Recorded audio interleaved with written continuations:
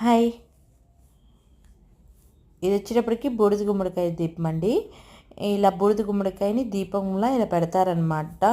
అనారోగ్య సమస్యలు ఏమన్నా ఉన్నా మనకి తగ్గకపోయినా ఇలా కాలభైరవుడికి బూడిద గుమ్మడికాయలో ఇలా దీపం చేసి పెడతారనమాట.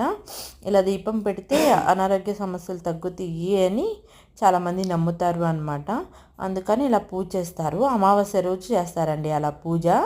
కాలభైరవుడు స్వామి శివాలయంలో ఉంటారండి. అక్కడికి వెళ్ళి ఇలా చేస్తారనమాట పూజ. ఇది వచ్చేటప్పటికి శివాలయము. శివాలయంలో చూపించాను కదా, అలా పూజ చేసుకున్నాక ఇంకా డైరెక్ట్గా కాలు కడుక్కొని మనం శివాలయం లోపలికి వెళ్ళి శివుని దర్శనం చేసుకొని ఇంక వెళ్ళిపోవచ్చు అనమాట.